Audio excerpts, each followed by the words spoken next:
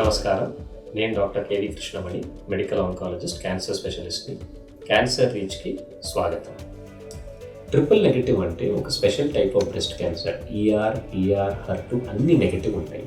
అంటే ఈ సెల్కి ఏంటంటే బయట నుంచి ఏ సిగ్నల్ రావట్లేదు, ఆ cell by it self grow అయిపోతుంది, డివైడ్ అయిపోతుంది. ఈ ట్రిపుల్ నెగటివ్ ఏంటంటే ఇవి కొంచెం అగ్రెసివ్గా ఉంటాయి, అంటే ఇవి తిరిగి వచ్చే అవకాశాలు ఎక్కువ.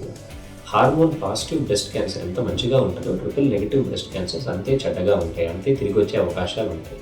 ట్రిపుల్ నెగిటివ్ కాబట్టి ఇక్కడ హార్మోన్ థెరపీ, టార్గెటెడ్ థెరపీ ఏవి పనిచేయవు.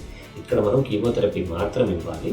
ఈ మధ్యకాలంలో కొన్ని పేషెంట్స్ ఆఫ్ ట్రిపుల్ నెగిటివ్లో మనం ఇమ్యునోథెరపీ అని కూడా వాడుతున్నాము. ఇమ్యునోథెరపీ వాడితే వీళ్ళకి కొంచెం రిజల్ట్స్ బెటర్గా ఉన్నాయి.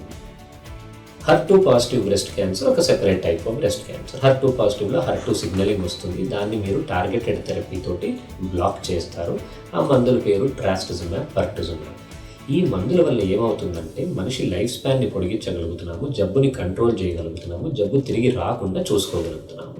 సో ఫస్ట్ స్టేజ్ అయినా, సెకండ్ స్టేజ్ అయినా, థర్డ్ స్టేజ్ అయినా, ఫోర్త్ స్టేజ్ అయినా హర్2 పాజిటివ్ ఉంటే హర్2 ట్రీట్మెంట్ ఇవ్వాలి. ఫస్ట్ టు థర్డ్ స్టేజ్లో హర్2 ట్రీట్మెంట్ ఒక సంవత్సరం పూట ఇస్తాము. 3 వారాలకు ఒకసారి 17-18 ఇంజెక్షన్స్ ఇస్తాము.